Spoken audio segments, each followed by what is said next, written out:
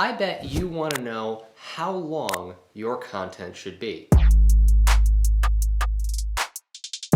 This seems like a numerical quantity. It's something we should be able to measure, and there should be one answer. Or is there? Hi, I'm Mike Phillips. In this lesson, we're going to be talking all about content length. The importance of getting it right, pitfalls you should avoid, and some homework for you to practice some of the nuanced things that you'll learn. There's a whole lot more to content length than simply giving you an ideal word or character count. So let's get started. To understand the importance of content length, let's start with an example. Let's say you're a searcher looking for photography information. It'd be easy for me to give you a piece of advice saying the average article written about photography is 2,200 words long. But let's look at this example as if we are the searcher. Are you interested in making better photographs using your smartphone? Are you interested in learning about how ISO and shutter speed and aperture affect your pro-level photography? These are clearly two different market segments. But further, if you are looking for an article, the type of searcher in each of those circumstances will want a different type of answer to their question.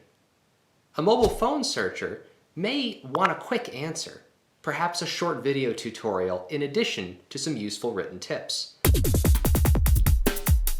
Then again, the hobbyist who's looking at the technical information may want a more in-depth answer. They may require definitions in addition to tactical execution. So which is the right way to go? The truth is, the best answer to the question wins. This is a theme we've talked about throughout this course. Content quality comes above everything else. In the case of content length, the length is a huge component of how good your answer is.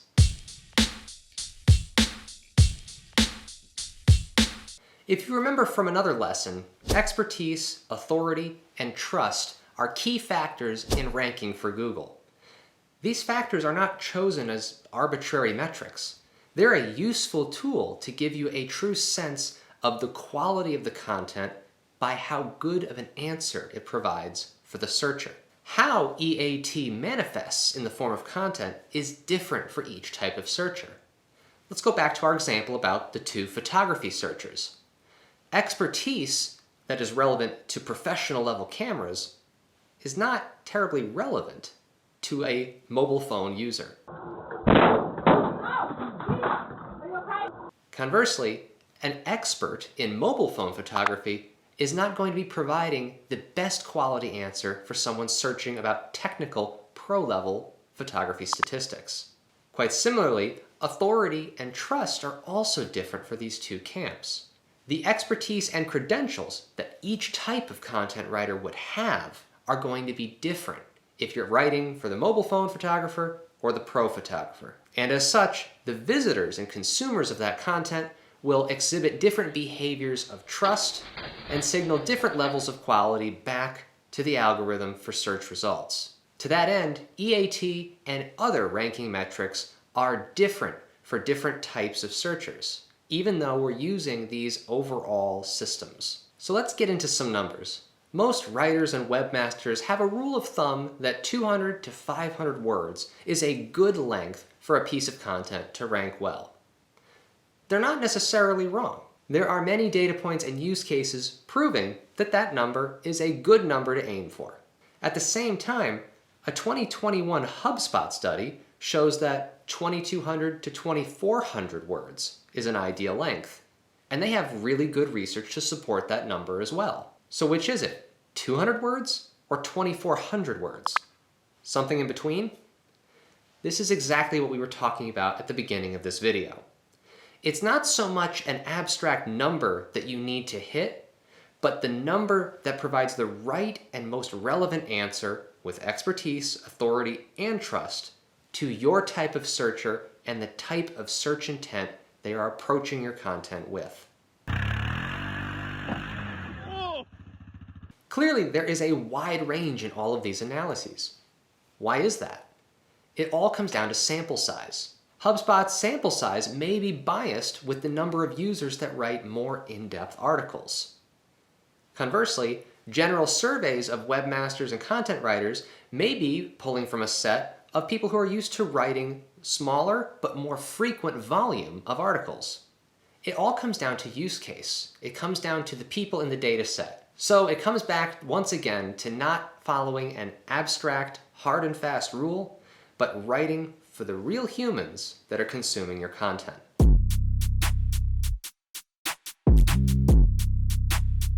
So let's go to an authority on this. Google's Martin Splitt has been on record saying that article length is not a factor at all when it comes to ranking a piece of content's quality. How could this be true? We already have ideal averages. What he means is that Google does not count up the total number of words on a page and factor that into its formulas or algorithms when it comes to ranking. A page with 1,000 words is not automatically seen as better than one with 500 words, or vice versa. Let's go back to our example of the two types of photography searchers. Perhaps if you were taking a sample size of content writers and webmasters optimizing for mobile photography sites, these shorter articles would rank well, in which case their average would skew more towards the 200 to 500 word range. Conversely, if you take a sample of HubSpot bloggers, of people used to writing for pro-level photographers with deep analysis and numerical calculations, those articles will probably run into the 2,200 to 2,400 word range.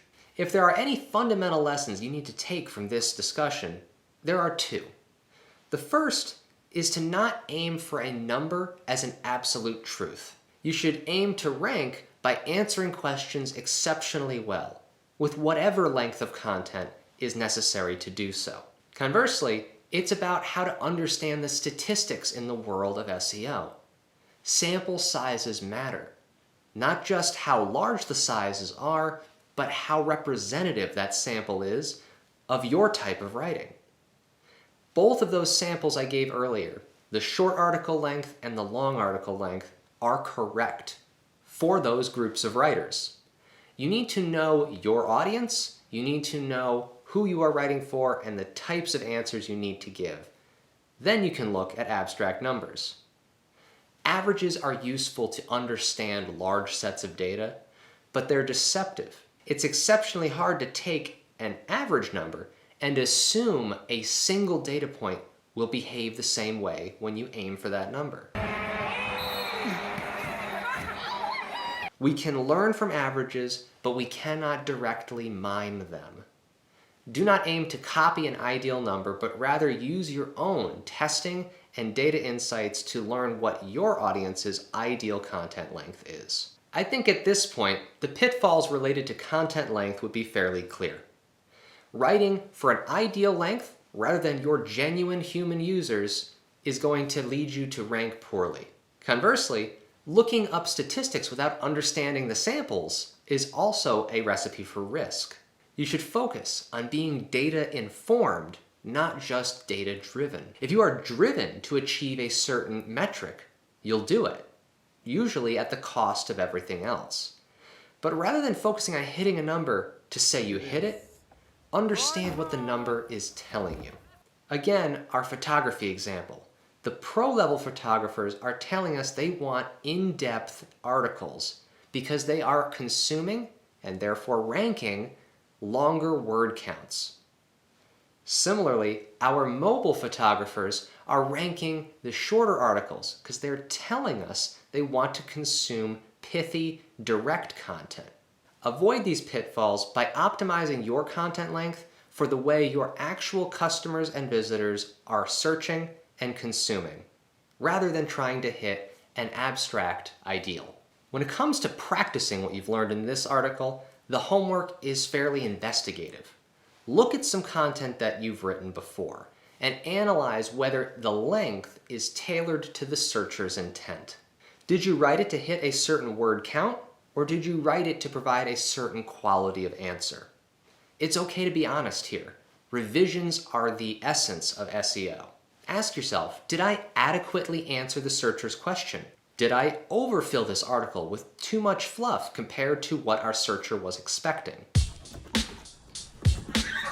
As you answer these questions, look for opportunities to trim back or fill out your answers to match your searcher's intent. Also be aware, you may have a piece of content that was written to serve both kinds of searchers. In this case, you'll have a long piece of content with some elements inside it that are meant to be consumed quickly, and it's creating ambiguity for the two types of searchers. The content doesn't really do justice to either search intent.